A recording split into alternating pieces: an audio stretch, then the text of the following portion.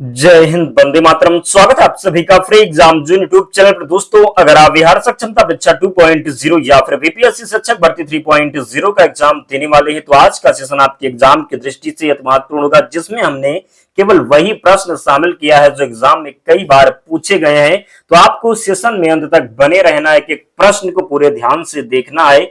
निश्चित ही प्रश्न आपके एग्जाम में यहां से देखने को मिलेंगे। तो चलिए सेशन को प्रारंभ करते हैं और पहला शानदार प्रश्न देखते हैं। किसके द्वारा न्यायालय किसी गिरफ्तार व्यक्ति को न्यायालय के सामने प्रस्तुत करने का आदेश देता है? तो सही उत्तर हो जाएगा बंदी प्रत्यक्षीकरण। जरूर ध्यान रखें। अगला प्रश्न है, 1236 ईस्वी में इल्तुतमिश की बेटी जो सुल्तान बनी, उनका नाम क्या था? तो रजिया था क्या? तो 1236 में इल्तुतमिश की बेटी जो सुल्तान बनी, उनका नाम क्या था? रजिया था। अगला है, 1919 ईस्वी में महात्मा गांधी ने किस प्रस्ताव के खिलाफ एक राष्ट्रव्यापी सत्याग्रह आंदोलन चलाने का फैसला लिया? रॉलेट एक्ट हो जाएगा। नेक्स्ट है, पृथ्वी की सबसे आंतरिक परत क्रोड की त्रिज्या लगभग कितनी होती है? तो 3550 किलोमीटर, 3500 किलोमीटर। ध्यान रखिएगा। वित्त आयोग किस प्रकार की संस्था है? संवैधानिक संस्था है वित्त आयोग। भारतीय रिजर्व बैंक की स्थापना रिजर्व बैंक अधिनियम के अंतर्गत किस वर्ष हुई? तो 1935 में हुई। रिजर्व बैंक की स्थापना। किसने संवैधानिक उपचार के अधिकार को भारतीय संविधान के हृदय और आत्मा की संज्ञा दी है? तो डॉक्टर वी.आर. अंबेडकर। संवैधानिक उपचारों का जो अधिकार है आर्टिकल 32 में है। ध्यान रखिएगा। किस भारतीय ने अंतरराष्ट्रीय न्यायालय के अध्यक्ष के रूप में कार्य किया है? तो न्यायमूर्ति नगेंद्र सिंह हो जाएंगे। कौन? तो न्यायमूर्ति नगेंद्र सिंह राइट आंसर हो जाएगा। विक्रमशिला विश्वविद्यालय की स्थापना किसने की? धर्मपाल ने की। मैकमोहन रेखा किन देशों को अलग करती है? भारत और चीन को।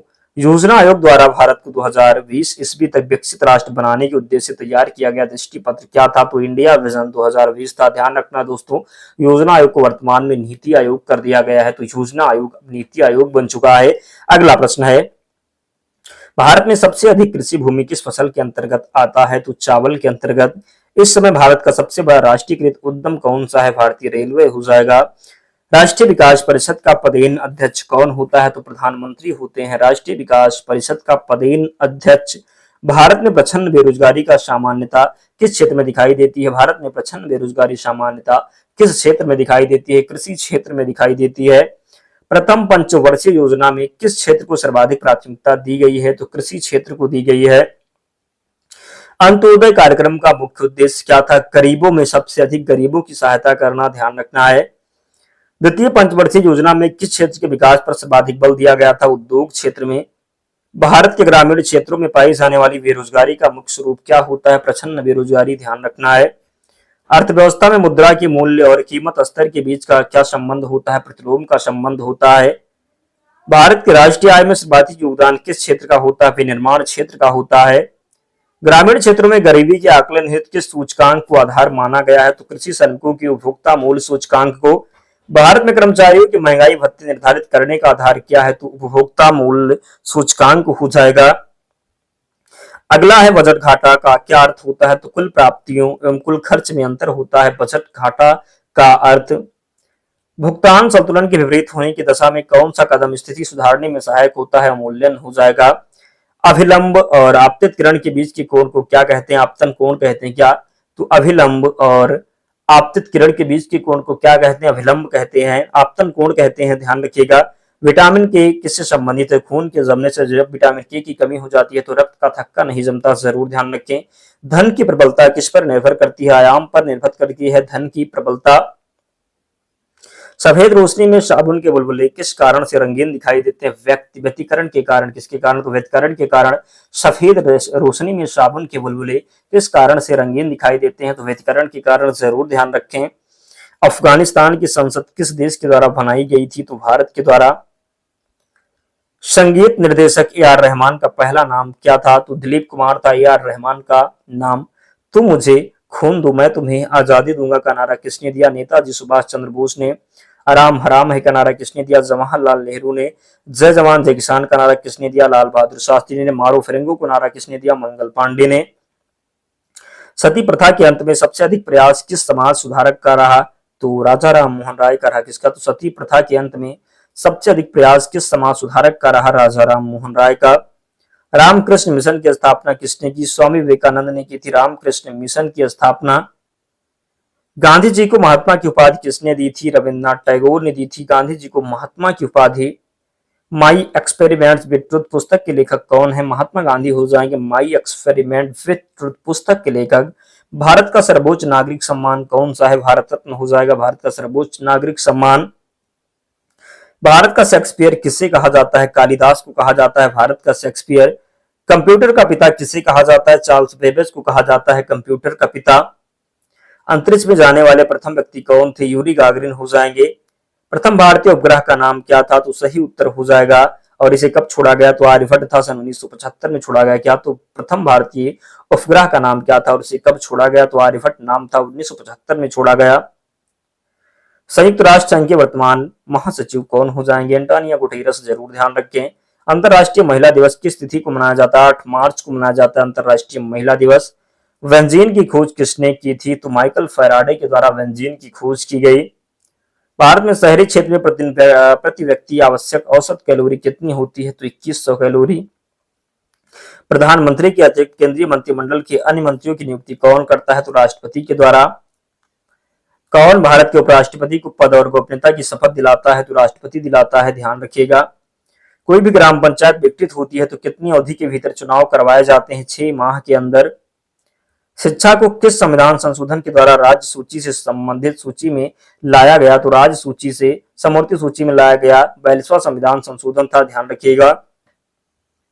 बाल गंगाधर तिलक द्वारा कौन सा अखबार शुरू किया गया? तो केसरी शुरू किया गया। मौर्य साम्राज्य के बाद किसने मगध पर शासन किया? तो शुंग साम्राज्य ने किया। किसने? तो शुंग साम्राज्य ने। मौर्य साम्राज्य के बाद किसने मगध पर शासन किया? शुंग साम्राज्य ने।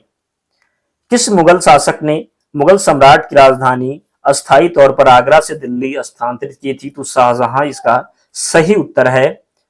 सलाल बांध किस नदी पर बनाया गया है? चिनाब नदी पर बनाया गया है सलाल बांध। पृथ्वी 1 डिग्री देशांतर की दूरी कितने किलोमीटर के बराबर होती है? तो 111 किलोमीटर। किसी भी देश के आर्थिक विकास का सबसे अच्छा सूचक क्या है? तो प्रति व्यक्ति आय। सल्तनत काल में दारुल सफा क्या होता था? चिकित्सालय होता था सल्तनत काल में दारुल सफा। दीवान ए अमीर कोही नामी विभाग जो कृषि से संबंधित था किसने स्थापित किया? मोहम्मद बिन तुगलक ने। अकबर ने सर्वप्रथम दक्षिण भारत के किस राज्य पर आक्रमण किया था? अहमदनगर पर। पानीपत के तृतीय युद्ध के समय पेशवा कौन था? बालाजी बाजीराव। सूर्य देवी गायत्री को संबोधित गायत्री मंत्र किस ग्रंथ में है? ऋग्वेद संहिता में। औरंगजेब ने किस सिख गुरु को फांसी दी? गुरु तेग बहादुर को फांसी दी थी औरंगजेब ने, ध्यान रखिएगा। अगला आयोजन प्यारे दोस्तों ने अब तक वीडियो को लाइक नहीं किया है, प्लीज आप सभी से विनम्र निवेदन है लाइक जरूर कर दें, चैनल को सब्सक्राइब करके हमारे साथ जुड़ जाएं क्योंकि यहाँ से आपका बहुत फायदा होने वाला है। निश्चित ही प्रश्न एग्जाम में मिलेंगे और मिलेंगे तो आप लोग सही करके आएंगे। भारत की सबसे बड़ी जनजाति गोंड जनजाति हो जाएगा। भारत की सबसे चौड़ी नदी तो ब्रह्मपुत्र हो जाएगी, भारत की सबसे चौड़ी नदी। भारत की पहली बहुउद्देशीय परियोजना कौन सी है? तो दामोदर परियोजना जिसकी स्थापना 1948 में हुई। बांदीपुर अभ्यारण्य किस राज्य में है? तो कर्नाटक में है बांदीपुर अभ्यारण्य। विश्व में सबसे गहरी झील कौन सी है? बैकाल झील हो जाएगी जो कि साइबेरिया में है। भारत में सर्वाधिक वर्षा वाला स्थान मानिसराम किस राज्य में है? मेघालय में है मानिसराम, जरूर ध्यान रखें, गलती नहीं करना है। अगला है भारत के किस राज्य में मानसून का आगमन सबसे पहले होता है? केरला में होता है। भारत के किस राज्य में मानसून का आगमन सबसे पहले होता है? तो केरल में होता है। भूकंप तथा इससे संबंधित परिघटनाओं का वैज्ञानिक अध्ययन किस नाम से जाना जाता है? सिस्मोलॉजी के नाम से। किस नाम से? तो भूकंप तथा इससे संबंधित परिघटनाओं का वैज्ञानिक अध्ययन किस नाम से जाना जाता है? सिस्मोलॉजी। ग्रीष्म ऋतु में असम राज्य में चलने वाली तीव्र आर्द्र हवाएं क्या कहलाती हैं? नॉरवेस्टर। क्या? तो नॉरवेस्टर कहलाती हैं, ध्यान रखिएगा। ग्रीष्म ऋतु में असम राज्य में चलने वाली तीव्र आर्द्र हवाएं क्या कहलाती हैं? तो नॉरवेस्टर कहलाती हैं। मनुष्य के सूंघने की क्षमता को नियंत्रित करता है धानेंद्रिय प्रणाली। क्या? तो धानेंद्रिय प्रणाली। रक्त में ग्लूकोज की मात्रा नियंत्रित रहता है इंसुलिन के कारण। वायुमंडल में सामान्यतः CO2 पाया जाता है तो 0.03%। पौधे में आवश्यकता से अधिक जल किस प्रक्रिया द्वारा बाहर निकाले जाते हैं? वाष्पोत्सर्जन के द्वारा। पौधे में गैसों के आदान प्रदान के लिए रहते हैं रंध्र रहते हैं। फलों का अध्ययन कहलाता है? पोमोलॉजी कहलाता है। फलों का अध्ययन क्या कहलाता है? तो पोमोलॉजी। 1929 ईस्वी के कांग्रेस की ऐतिहासिक लाहौर अधिवेशन की अध्यक्षता किसने की? जवाहरलाल नेहरू ने किया था। किसने? तो 1929 ईस्वी के कांग्रेस की ऐतिहासिक लाहौर अधिवेशन की अध्यक्षता किसने की? जवाहरलाल नेहरू ने। जिन्ना ने किस दिन को मुक्ति दिवस मनाने का आदेश मुसलमानों को दिया? 22 दिसंबर 1939 को। भारत के विभाजन के विरोध में किस प्रमुख दल ने 3 जुलाई 1947 को काली दिवस के रूप में मनाया? तो हिंदू महासभा ने। सम्राट जॉर्ज पंचम के भारत आगमन के समय वायसराय कौन था? तो लॉर्ड हार्डिंग द्वितीय था। 1866 में लंदन में ईस्ट इंडिया एसोसिएशन की स्थापना किसने की थी? दादा भाई नौरोजी ने। देखो हमने इतने प्रश्न लिए थे दोस्तों, तो सभी प्रश्नों को आपको पूरे ध्यान से देख लेना है। निश्चित ही प्रश्न आपके एग्जाम में यहाँ से देखने को मिलेंगे। और पीडीएफ के लिए टेलीग्राम चैनल से जुड़ जाना, लिंक डिस्क्रिप्शन बॉक्स में है, या फिर आप टेलीग्राम पर जाएंगे और वहां पर सर्च करेंगे फ्री एग्जाम जोन, आपको चैनल मिल जाएगा, आप लोग ज्वाइन हो जाना, वहां पर आपको सारी पीडीएफ मिल जाएगी। तो मिलते हैं नेक्स्ट वीडियो में, तब तक पढ़ते रहिए, ध्यान रखिए अपना, स्वस्थ और सुरक्षित रहिए। जय हिंद।